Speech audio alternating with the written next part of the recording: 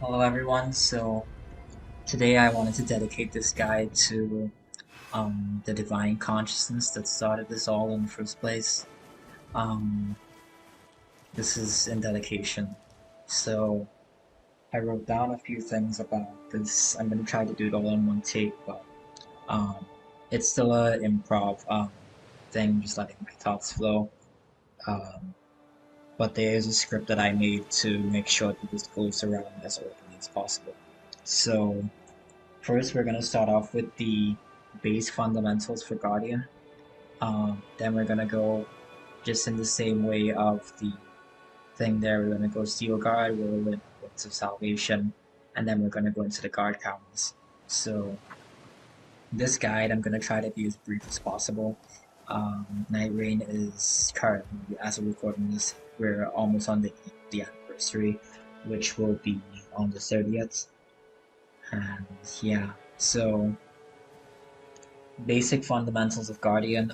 Guardian is basically, just in speaking, Guardian is a character that's, um, he's very, like I said, I always said, mitigates human error, um, aversion towards,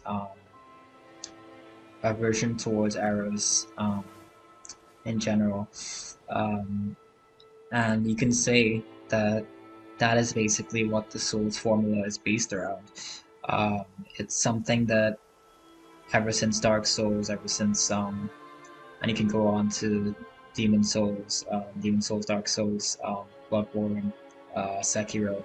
It's always been trying to avert any errors possible, trying to get away from all that. Different mechanics, usually it's roll, but Nightreign, of course, has expanded a lot of the Souls formula. We literally have weapons. Well, character skills is there, like the Whirlwind. We have weapon skills now, which is like the Asher Wars.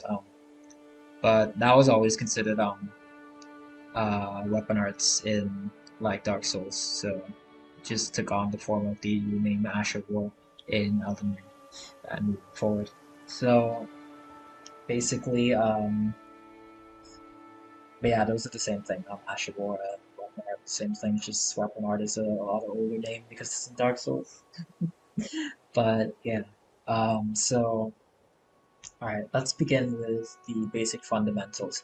So I need to touch upon my preferred attacks for a Guardian, and just so you know that this guide is just made for the beneficial need for anybody who wants to know why I play Guardian the way I play Guardian. Um, it's not necessarily, it's supposed to be, some things are supposed to be objective, other things are not.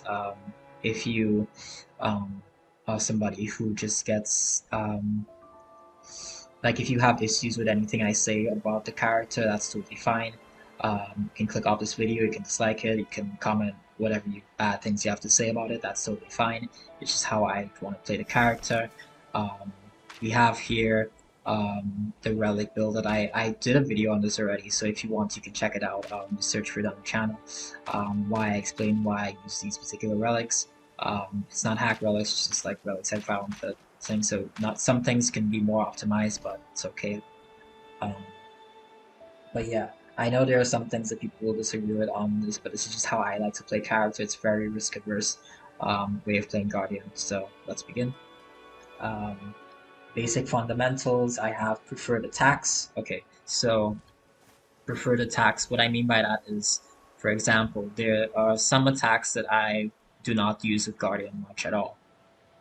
For example, we have sidestep into R1, like that. We have, I don't know, something real quick. Yes. Oh shit. Okay, let me put on my controller and then I'll come back. I forgot to put on my controller. Okay, this is still in one take. I just had to make a little cut there because I want to put on my controller so you can see all the controls. Um, yeah, I did that before, but then I realized, oh shit, well, I forgot to actually put it up. Okay, so yeah, so the sidestep into the R1 is, it sort of puts you back in the exact same spot that you sidestepped on if you notice the distance right from there. A little bit farther, but it's barely any distance. I barely use this. Then there's also of course, the jump. You can have two styles of jumping attack. And these are with the halberd, by the way, not with the other ones. But I'm just talking in particular with halberd because Guardian is a halberd character. But at the same time, like there's a lot more specialty to him with the halberds. But it's just that also, along with that, um, the halberds, like there is specialty with the halberds, but there's also what I have here. Basically, all the weapons that have thrusting attached to them, like they go like this, are things that Guardian can use and still guard with and shield with. So Guardian, while he is a person who uses character, class, whatever you want to call it, they uses um, halberds a lot. Guardian is very diverse, extremely diverse, to the point where you can use pretty much any weapon you want. It's just that the trusting ones you're allowed to use those with shields. And if I were to take like an axe, for example, I would have to shield or use the axe. I can't shield and, you know, while doing that. That only works with these types of weapons. So going back to what I was saying, sidestep R1. I also don't really use the jump R1. I much prefer the jump R2. And the other thing was I don't really use the dash R1 either. But I think I might actually start using this one more. There may be clips that I actually use these, but I don't think I have many clips of me using these, to be quite honest. Maybe the dash one. I realize how wide the swing is, and I might start using this more often. Usually what I would use is, for example, heavies. You can even, if you have the stamina remaining, you can actually even go 1, 2. You can demonstrate this with the thing here, but it's going to be annoying because I have to go back and forth to disable it and enable it when I want to. I can go 1, that counts poise. So go 1, 2, sometimes I might miss like that, and 3. So the heavy attacks with the halberd can go like that. It's pretty neat.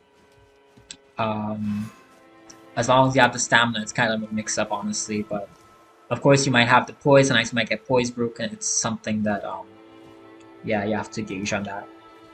Another thing is, with Guardian, it's like, and I'm gonna get into this more as I go along, it's like two different playstyles between Guardian in depths, which is of course for other characters it might be 1 or 2 shot. For Guardian it might be 2 or 3 shot, depending on the boss, the enemy, the attack, all these types of things. But yeah, as I was saying, I usually like sometimes heavies. Of course, R1 is always a good thing. I like like I said, the jump R2, so that's a jump heavy. And of course, steel guard, poking. I recently realized that you can also steel guard and then dash back with like a sidestep, and then you can hold your guard like this. I don't know how many mix-ups that could have in the future, but like, I didn't realize they could do that. I only noticed that recently, just today, during this practicing for this guide. And yeah. Get some water real quick, hang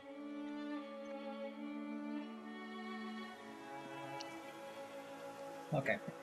What I will say is that as well as this, Guardian, most of the time you're just really guarding and still guarding for that, and you aren't really going to try to use the dodge because the dodge for Guardian is whether intentional or not, it's just kind of terrible. I think the frame data and all these other things, the vulnerability you get while you're dashing is weaker compared to other characters, classes, as well as the Souls series in general. Because it's really been made to just steal guard. So that's why when I have on this relics thing here, I have the reduced damage negation after evading. I'm okay with that because most of the time as Guardian, especially in depths, which is where this weapon comes into play, I'm not really going to be dashing like this to avoid attacks. I'm going to be steal guarding. Because that's what Guardian was made for, ultimately at the end of the day. That's why the mechanic is there in the first place. Um, but yeah, one thing I want to point out is that I think there was only one enemy in this entire Nightreign so far, because this is going to be, of course, before if there's any updates to this game, if there's any new things added. So far, there's only been one thing that, and I've figured out how to dodge it without just, using a reaction. You can surge sprint Artorias's grab. So, just picture Artorias like going for the grab animation if you know about it. As soon as that happens, you can surge sprint away from it. Just angle. You make sure you lock off on him, because of course if you're locked on, it might actually mess you up. You just surge sprint away. So you're using the, surge sprint input, and then you try to jump.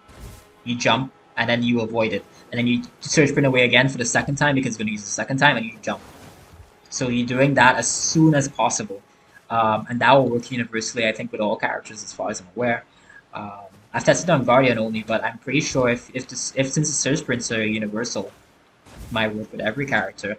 I know, for example, like maybe Wilder, for example, with grapple. Again, I haven't tested this, but maybe Wilder could, use grapple to avoid that or otherwise. But other characters might have other things. But for Guardian, I realized that because again, risk averse. You want to be as risk averse as possible. This is a character that I love to death because, and it might be like one of my like top 3 characters overall in the entirety of my life. Like I think I genuinely like vibe with this character. Like I genuinely fuck with this character.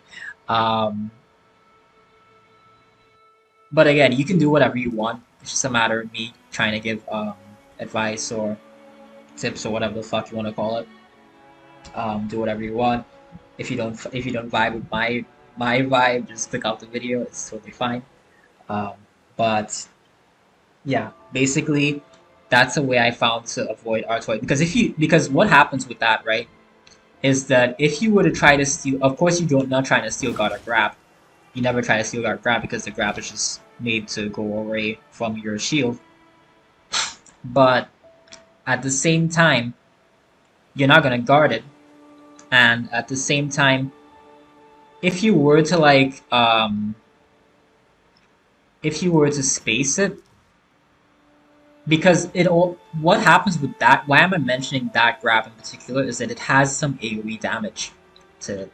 So anybody in the vicinity of it, even if the grab misses, it's still gonna hit.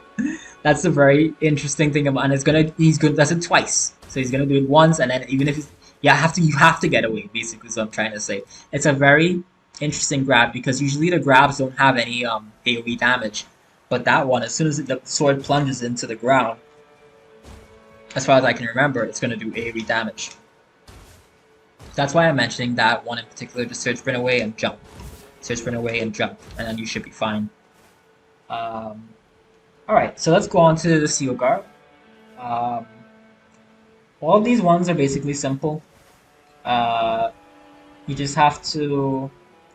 There's certain intricacies with Guardian, sometimes with lock-on. I explain all that. But let's go with Steel Guard. So, Steel Guard, you want to lock on or Steel Guard back. Steel Guard back is generally what I prefer. When I was new to Guardian, I might have done Steel Guard forward a lot more. Of course, if you're using forward, you're gonna get the shockwave if you have the thing. But the reason why I use Steel Guard back is because, sadly, humans are not perfect, and the fact of the matter is that From Software, if you Google or YouTube, it will verify this as well. They do not have a good history of making good hitboxes. And from my, what is it now, like maybe approximately you could say 600 hours of playing Nightreign, even though I took a break um, from it, and I've only come back recently to just practice a little bit more and see if they actually add anything new. What happens is that for some enemies like Heelster, some attacks exist in Nightreign where if you steel guard forward, this one happened with this character. I keep saying character instead of enemy. This one happened with this enemy because he actually has some things that wouldn't go past your shield. But there are some enemies, believe me, in Nightreign that will somehow you'd be steel guarding like this, and then all of a sudden you just hit by it, and you're like, what the fuck? How did that hit me? I'm steel guarding. That happens to me so many times that I cannot describe. So all I do now is, because I have it as a habit. You have to make it as a habit that you're steel guarding back, steel guarding back, steel guarding back, because the steel guard, you can go any direction. Steel guard side, steel guard this way. But steel guard back, it gives you space, one, and it prevents that hitbox thing that can happen with certain characters' attacks from ever happening to you ever again. So, if you want full security with regards to Nightreign, all you have to do is just continually make a good habit of doing that steel guard back. But the reason why you have to lock on the steel guard back is because if you did it right now, like look at my control, I'm gonna do the exact same input. It's gonna make me go back with the camera if I don't lock on, but that doesn't happen with steel guard forward. But again, when I say steel guard forward, sometimes you're literally gonna just get hit because the hitbox is gonna go past your shield. So this is why steel guard back I personally prefer compared to any of the other. I don't use any of the other steel guard variants. If you see me using any of the other steel guard variants, it's either it was very early on, it was a misinput, or I don't know, anything else. But usually, I just use the steel guard back because, again, I do not want any damage from me just because I used the wrong one. I want to always have the steel guard back to protect me at all times, which is the main point of the steel guard in the first place. Alright, Whirlwind. So, there's not really much I have to say about Whirlwind. There is the Duration Whirlwind, and the Duration Whirlwind also has a Deep Night thing where if you go into it, you're going to be protected. I'm not really going to demonstrate that in this video. It's been known for quite some time. It's a relic effect from Deep Night, I believe. If you go in it, it's gonna protect. It can happen with this one too, but I think for the Duration one, it's way better because if your teammates go into that as well, they're just gonna get that buff. But what I want to point out mostly is for the Whirlwind. Of course, there are two variants for even the Duration one. Will have two variants. You can see it already on the left. So you have this one where I'm just gonna press it slightly. And then the other one, which I'm going to press it with a hold, and then get it back. But you can see with that one right there is that he had hit me. And I managed to armor through it, and the Whirlwind still went off. See that again? So, I don't see a lot of Guardians be using this. Along with that, Whirlwind actually also provides, so say for example, you just came out of a move, right? And you have like very low stamina, but you can use your Whirlwind. So if you're like far away in spacing, you just use Whirlwind, and look how far the range of Whirlwind is. Like it's gonna hit, like for example, recently with Dreadlord, I would have used, just playing casual Dreadlord, I would have just, like if I'm far away, and I'm like, wait, my halberd isn't gonna hit, or my other weapons aren't gonna hit, but I can hit him with a Whirlwind, and get some damage up. I think it also does some poise damage as well to the, whatever it hits. This is something that I find very useful for Whirlwind. People would think that it's a very trash character skill. A lot of people have bad thoughts about Guardian. I think Guardian is extremely great, especially in depths, because I don't want to die early at all. with depths. And it also, of course, launches the opponent up into the air for this particular standard one that you don't have for duration. And duration is just one where you use it and it just makes the enemy just poise damage a lot, and you can get some staggers and crits. Like it's not something that should be taken lightly at all. And you should see how much duration does for fucking like fighting the knights, like the banished knights and stuff. Like they're just literally stuck there in a especially in depth. That is extremely useful because you don't want to have to deal with those things like hitting you, even if like your team or whatever. I know that the knights are easy, like you just clear them out, you know, like for the default, but it just makes it so much more useful to have that duration where they're literally stuck in a whirlwind, just going back and forth like a fucking washing machine and getting that damage. And you're while they're in a washing machine, you're constantly hitting them. Your team is constantly hitting them. For enemies that have that, and that's of course not all enemies, but they're still gonna get damaged like continuously, like for the night lords and stuff.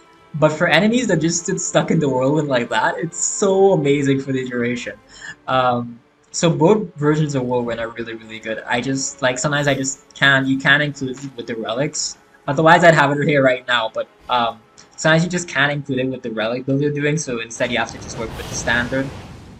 But the standard is perfectly fine because those same enemies that would get stuck and go like that, most likely those are the ones that are also going to get launched up as well with the whirlwind. Like how that guy was getting launched up too. So that's pretty cool. Um, for the ult, it's basically standard. Like a lot of people know, like you know, the recluse relic will give you the recluse relic will give you the HP increase. Well, not increase, but the healing for for your teammates, and also, well, of course, the ult will resurrect your teammates immediately once it gets the hit on it. What you should also know about that is that it also has a lock-on thing necessary. So if I had this enemy here, sometimes you just want it to, like you can just do this, but sometimes you might also want to take off your lock-on midway and go DI wherever you want to. Because sometimes your teammate, depending on how critical the situation is, sometimes your teammate might be like where I just went. I can't ping, but it might be right here. And, or even here, for example. Let's say they're over there, and I have this. So I want to lock off, and then go all the way over here, and use it there. So this is why, again, there's a lot of intricacies with Guardian. Maybe not as much as some of the other characters, but I definitely think there is intricacy to this character, and I think that if you are secondarying them, you will not get as much coverage as you would as a main. And I feel like, just like how there is for like Smash, there is for other FGCs, there are some characters that you want to main that can only work really successfully if you main them instead of secondary them, and I think Guardian is one of these, because if you don't have the passion, the drive, and the dedication towards carrying this character as much as possible, you can still use it, for sure, but I don't think you'll be as successful with it. I think you might have to stick like other characters like Wilder, or maybe Undertaker, who will like, no matter the skill level with them, you can carry because they're basically much more simple. They have less intricacies, is what I'm trying to say. Sometimes there are characters where, like Guardian, where I think you have to get every single, like how I explained the Whirlwind intricacies, the lock-on, the Steel Guard intricacies, where some people might still be doing the Steel Guard forward, but like I said, the Steel Guard back is way better. The left and right is kind of shit too. Yeah. So the last thing I want to talk about is the guard counters. So this might be another controversial take, but again, you can see the video however you like. If you don't want to take any of this advice, it's just gonna be FAFO, like fuck around, find out. Like if you're playing in depth 4, depth 5 especially, against those types of enemies, if you don't take any of the advice and then something bad happens and you're like, oh shit, I think I heard about this, you know, why didn't I do this? Then that's you. That's all on you. That's all on you. I'm just giving you how I play the character, and that's the best I can do with that. Survive him here. Okay. That's the first version of Guardian's halberd thing that works with all the halberds. And this is the second version. And unless I am tripping, Guardian has had quite a few updates from patch to patch. The most made, because I've been playing Nightreign since launch. One that I can definitely remember is the Whirlwind. Just like how they kind of went with the transparency percentage for the Undertaker. Sorry, not Undertaker. What's her name again? I forgot her name. Shit. Hang on. Revenant. Right, Revenant. Just like how they went with Revenant's transparency for her spirits, Guardian had his Whirlwind. I think, as far as I can remember, the transparency got it got less opaque. I think when Guardian, yes. So I think when Guardian was first released, the Whirlwind, when the duration Whirlwind, of course, when you used to use the duration, especially, it used to stay up so long, and it used to actually be kind of like just as opaque as this tree is, basically. So they actually had to reduce the opaqueness and make it more translucent or transparent. Well, kind of more translucent right now as it is, so people can actually see what the fuck is going on, right? Yeah, and so that was one of the things. But while we're talking about the Steel Guard, they had actually, as far as I can remember, and I could be wrong on this, but I'm pretty sure I'm right about this, because when I used to do the guard counter, I don't remember the variant for the heavy, if it was even there around that time. I don't remember it. I don't think I remember it being this good. But don't quote me on that. Just take it as with a grain of salt. I don't remember this being that good. I think they did have buffs to it and strength, but I don't remember it going all the way up to the opponent like that. So just, yeah, take that with a grain of salt. What I want to say about these guard counters is that, of course, with the halberd, you're going to get those two variants. This one is going to be really good for depths, especially, because you don't want to be like this. You want to be like that. You don't want to be like this where you're using this other variant, because it's staggering this guy, right? But think about the, the Night Lords and stuff. They're not going to stagger. They're going to take a lot of more hits to stagger. So when you're doing this, which obviously has more frames to complete, and especially, this is a contained condition, so you're going to have the stamina, right? The stamina is going to be fine here.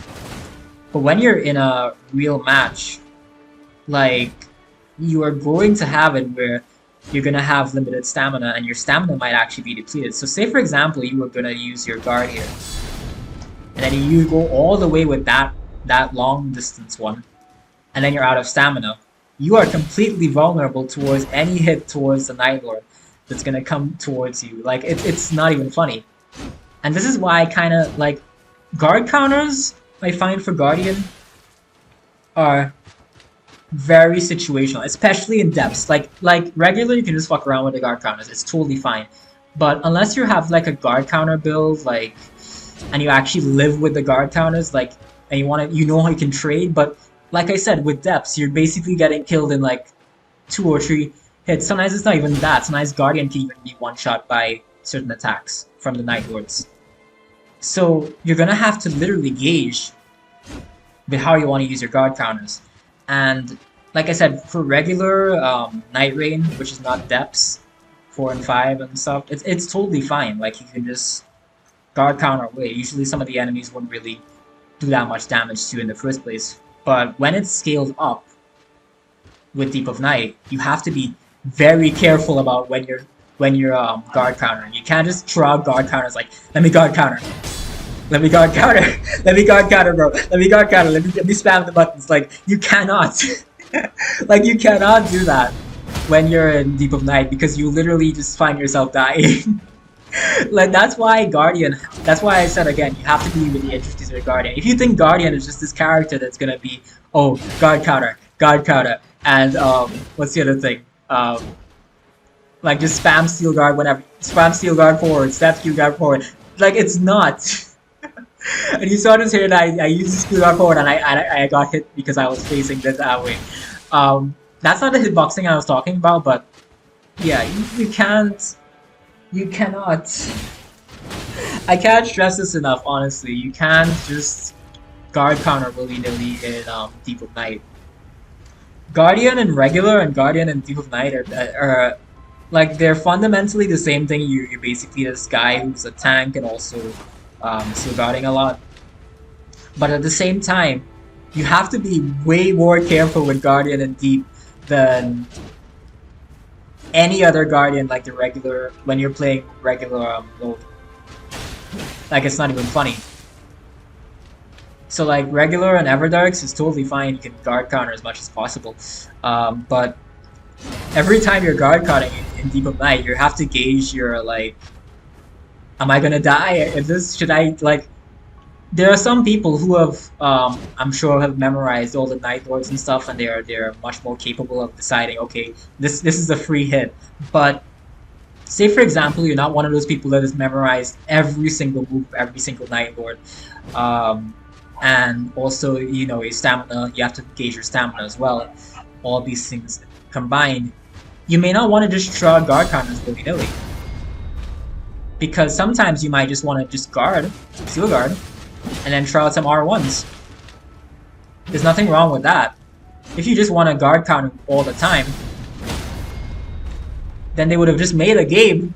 They would just made this character just like more guard counter focused. He is guard counter focused, but it's not a matter of like his main thing, if you can tell from the left there, is Steel Guard, Whirlwind, and Wings of Salvation. There's no character that's been like the relics. Definitely do support, but he's not a character that in his kit. Like, do you read anything there? Steel Guard, Whirlwind, and Wings of Salvation. Do you see anything there that says guard counter? I'll give it a minute. No, you don't. That is exactly what I mean by you have to just be very careful. You have to be very careful when you're guard countering, because it's not something that the game has given you mechanically that you can just trout anytime willy-nilly and you're not going to get punished for it. You can guard counter, and as soon as, if you guard counter in the wrong timing, or use the long one and your enemy has a move that's going to come out right away, you're going to trade. And in Deep of Night, think about it. In Deep of Night, when your stamina's out, oh shit, I just guard countered, my stamina's out, and then I'm just going to get hit by a multi-hit or something from a Night Lord, and I'm dead. And then people wonder, oh shit, Guardian's so ass. No, you're playing him wrong. You're playing him wrong. You're guard countering all the time, and you're not realizing that each mechanic was made for a reason. It's not meant to be, oh, let me just guard counter. Like, it's, do not be so hungry for guard counters that you don't realize that you're basically putting yourself up to hits. You have to use every single thing in the kit. And also, yeah, there is a little hitbox there for the start of the ult. But I guess that was kind of a little minimal to even talk about. But yeah, everything with Guardian, you have to be very, very careful. It's not something that, it's not a character that you just throw willy-nilly and say, oh, I'm a tank, so I'm easily protected. You might get away with it in regular, you might get away with it in Everdark, but you're not going to get away with it in Deep of Night because there are definitely intricacies with it. One thing, that's why I brought these weapons too. So these are a few other trusting weapons that Guardian can use. Like I said again, you can use any weapon, but with these, you can use it with shielding. So these always have the default guard counter. So I think a lot of these other like the other Nightfarers are going to use the same thing as well. So even if I try to hold with that, it's not going to give me anything unique because it's basically the exact same thing. It's gonna give me the exact same. Try this with the other one. Yeah, the other one. Oh, my bad. Totally. So you can tell by these versions that there's no difference between them. There's no difference between them whatsoever. But you can tell, with regards to the Guardian's Halberd, or any Halberd in general, that you have these two variants that I talked about earlier. Show you again. That one. And this one. The other weapons that are thrusting do not get that. But one thing I want to point out too is that, again, why I say guard countering is risky, besides what I already mentioned. Say I guard counter here. See? I know if you went back, if you went forward, even I tried forward there and it still didn't. See? The shockwave, for example, pushes the... But not even just that. Sometimes you try to do that, and you're just so far away from the opponent that you're not gonna get the hit. I got it there, but the length, and this is length matters. Funny, very, very funny. Very, very funny, right? So, length. Alright, so, right, so this is obviously a weapon that is not that lengthy compared to this or this. So when I guard counter with this, I might miss like that. If I guard counter with this, I might still miss. See what I mean? See what I mean by guard counter is not necessarily the be all and end all of Guardian. Even if you have the relics for it, even if you are like even if you build for it, it really is not the be all and end all of Guardian. People are gonna fucking probably complain about your damage output anyway because you're Guardian. It's just a what do you call it? Like it's just a stereotype of the character. Like people are gonna hate this character because some people just don't gel with it. Like people say, oh well, the Guardian's playstyle doesn't mesh with me. Like it's just at the end of the day, I think as long as you win, as long as you win with the Night Lord, which is the main goal to defeat the Night Lord. At the end of the day, I think Guardian is. It's not a matter of mesh or whatever. As long as you win as a team, then I think it's fine. But yeah, that's what I mean by Steel Guard is not. I'm sorry, not Steel Guard. The guard counter is not necessarily something that is a be all and end all with Guardian. It's just something that he can do. But it doesn't mean that you should always prioritize it without thinking first. Everything in this game, especially in depths, you have to think about.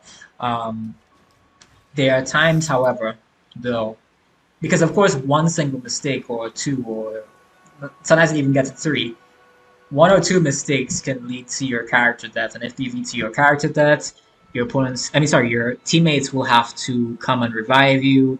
They might be vulnerable to enemy attacks. You know, it's something that you have to always think about, because you're the one who's putting your team in danger if you die doing careless mistakes.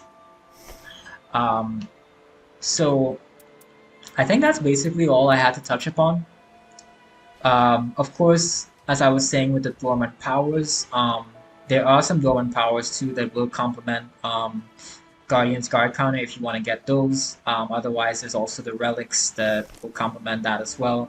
Guardian has a lot of relics. I think the only one that is really shite is there's one particular one that has I think it affects the whirlwind or something.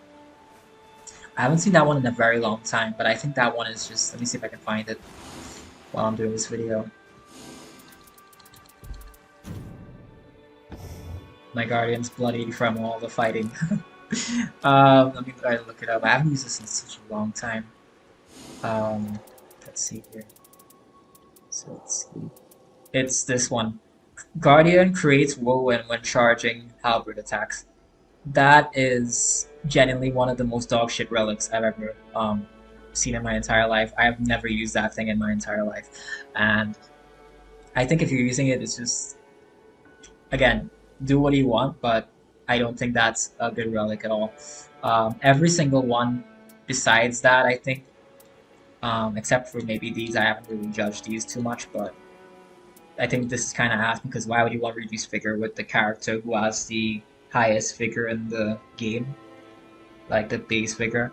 Um, Not really necessary, especially in depths where, like in depths, you're more prioritizing surviving and being there for your team. For Guardian, you're not really prioritizing doing more damage because if you wanted to do more damage with character, you just pick a character that focuses more on that. Guardian is meant to be a tank. I don't know if you guys know that, but Guardian is meant to be a tank, a defensive force, which is very ironic because I'm usually a more of an aggressive person, play more aggressive characters or play aggressively. So I do play my Guardian a bit more aggressive. Like you can find like I was saying with the jump R2s. Um, I also like, oh, I forgot one thing. But yeah, basically all the other Guardian relics besides some of the see that one. Let's see this. I wouldn't use this one, the strength and dexterity. I wouldn't use this one either. Both of them reduce vigor, so it doesn't really make much sense. But this, not the halberd attacks nonsense. That shit's ass. Um, this one, and this one. Everything else besides 1, 2, and 3, and it's funny because they're just lined up in one line. I can just do that. These three, I would consider extremely dog shit. Like, if you get it on a relic, I mean, and you really want to use a relic, well, tough luck. But I think these are really dog shit. I would use everything else besides those for whatever customization you're trying to do. What's the other thing I wanted to point out again? Oh yeah, the one move I point out. So, like I said, my playstyle with a Guardian is usually, of course, risk averse, but also aggressive when I can be. Whenever I see these little spaces of time in between where I can actually, like frame data where, like, you know, the enemy has just done a move and I still have time to, you know, punish them accordingly, then what I will do is then attack. And I already showed off the jump R2. I prefer the jump R2 compared to the jump R1. Because sometimes the jump R1, like you can see how linear this is. It's okay, I guess, maybe if I'm fighting like a really big opponent, but if I'm fighting like a skinny opponent, like let's just say, what do you call that again? The Black Knives or the Zamor. This, depending on sometimes even the camera angle, you know how some soft fucking games are. If you do this sometimes, you're probably not gonna get that hit sometimes. But if you do this, look how fucking wide this swing is. Like as long as you're close to the opponent, look how fucking wide this swing is. It's insane. I prefer, and it does more poise down because of course it's a jump heavy. So this is why I prefer that. It's just a no-brainer at that point.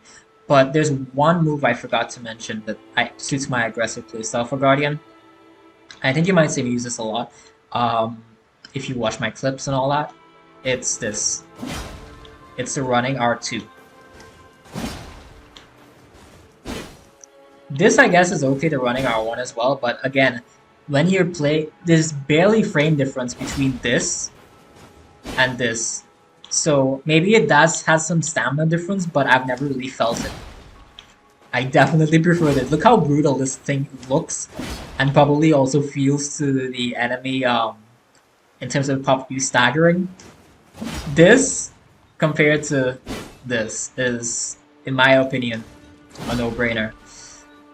But yeah, everything else is just basically standard. Again, don't use this. I just used it there for just because I don't have the lock-on thing. Because again, if you use I know, like I said, Steel Guard back is always the preferred one, but if you try to use Steel Guard back without lock-on, it's gonna do that. you always need to lock on. And I think that should be my guide. So I hope everything was it's my guardian stays bloody. I hope everything was educational. Again, I thank the divine consciousness for helping me to make this video, um, and also allowing Guardian to be a character to begin with. It's been a very interesting journey with Nightreign. There's a lot of controversy with regards to this game. A lot of people still think they prefer Elden Ring, all these other things. But look how many things Nightreign has introduced towards Elden Ring, like, and Souls in general, like the skills, the alts. Even though alts and skills are kind of like cheating compared to like the regular Souls formula, where we never had that. We just had to roll and hit. But I honestly think that Nightreign is a game that it's really it's really helped out Elden Ring. And of course, even though this was a project that was just something to test, um, I can't wait to see what FromSoft might have in the future when utilizing all these things. I'm not sure if I don't think Guardian will ever return as a character. Maybe some other things might introduce something similar to Steelguard.